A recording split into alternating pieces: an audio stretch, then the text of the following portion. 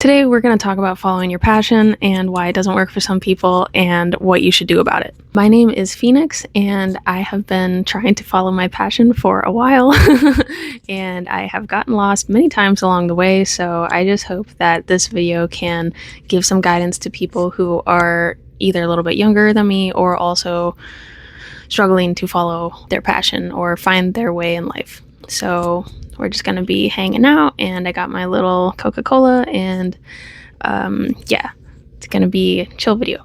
Okay, so first I'm going to talk a little bit about my story, and then we will see what insights we can glean from it. Okay, so basically when I was a kid, both of my parents were artists to an extent, and I was really inspired, so I also started to draw a lot, and I thought that I would become an animator.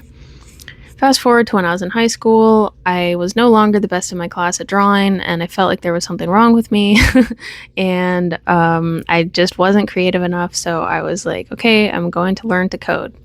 If you were in high school from 2015 to 2019, or maybe even later, you know about how everyone should code. So there was a lot of pressure to learn to code, and I was like, okay, this is tolerable. At least I'm going to be getting paid decently to be at a computer. So I got to college, and now that I was actually spending hours and hours a day trying to learn these things, I realized I hate it. I hated it so much. For like 2 years, I was just trying to like stick it out and be like, whatever.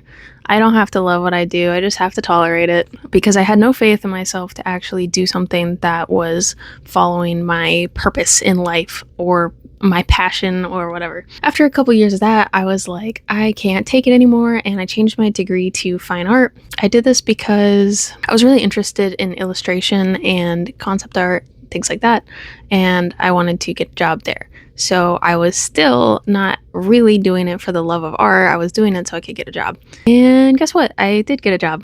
It was not in concept art, but I became a caricature artist, which enabled me to draw a lot and just gain a lot of practical experience in draftsmanship. After doing caricature for a couple of months, I became so unbelievably burnt out. And I was like, what the hell? I followed my passion. This is so confusing. And so I tried to do a little art business and post my art on social media, and that was burning me out. And I was like, just disenfranchised with the whole idea. I was like, well, I'm following my passion. Like, what is going on? I'm trying. And it's like, not only was it not working financially, but I wasn't even enjoying it. The conclusion I came to was following your passion is just not all it's cracked up to be. And I gave it a shot and whatever. So I went back to school for computer science, hoping that now that I'm older, I would have more discipline and life experience to get me through. I was wrong. I was so wrong. I have never failed so bad in my life. I spent 12 hours a day coding, and I was still not able to keep up with my classes. Like, it was just like nothing I was doing was ever enough. And I just couldn't do it. So I was really determined to try to find something else. So here's what we can learn from that little tale. The first thing that I want to mention is that all of these decisions were made out of me not having confidence in myself. With the exception of changing my major to art and trying to follow my passion in the first place, everything I did was because I had low self-esteem and didn't believe in myself to accomplish what I actually wanted to do, so I was always settling.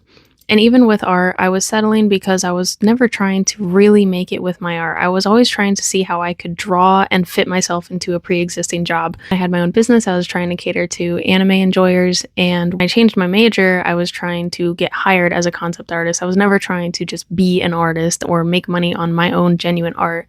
And I felt a huge disconnection from my own creativity. So, yeah. Your number one priority right now is to build up your confidence in yourself, because if you are confident in yourself, the thing that you should be doing will be revealed to you. But if you're not, you're always going to misinterpret these signals from your heart and your internal compass as something else.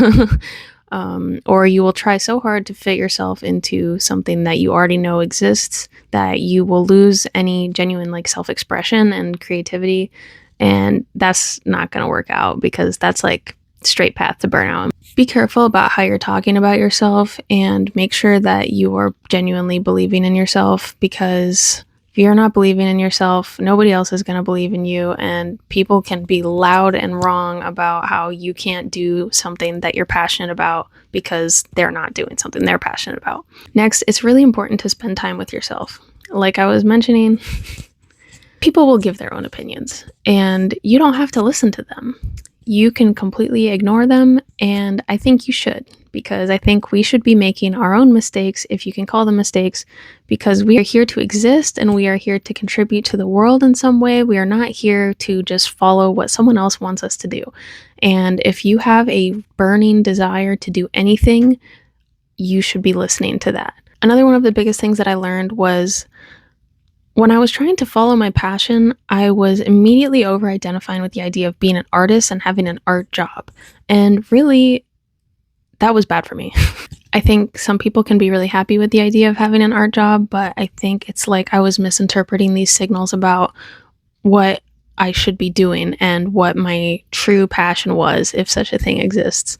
I was so focused on fitting myself into a job that I knew existed that I completely lost my sense of creativity and, of course, got burnt out. If you relentlessly commit to following your heart with a project or just with trying to find your purpose in life, it will be shown to you, but you might have to mess up a couple of times along the path. I think that trying to make a living doing visual art was a really important way for me to learn about how I wanted to follow my passion, but it was not in that specific way. And ever since I failed out of my computer science major a second time, I've been seriously committed to just trying new things. I started sewing, I've been doing air dry clay stuff, I've been making videos on the internet, and I finally feel like I'm actually on the right path for once. I feel like I'm living in alignment, and it's because I'm not trying to over-identify with some grandiose life plan. I'm naturally the kind of person that likes to have a lot of different hobbies and likes to always be learning things, and trying to just focus on one thing was so unnatural to me, and I think it ended up really harming me in the long run. While I think it's good to specialize, I think that it's also great to be genuine to who you are, and if you are someone who just naturally likes to do a bunch of different things,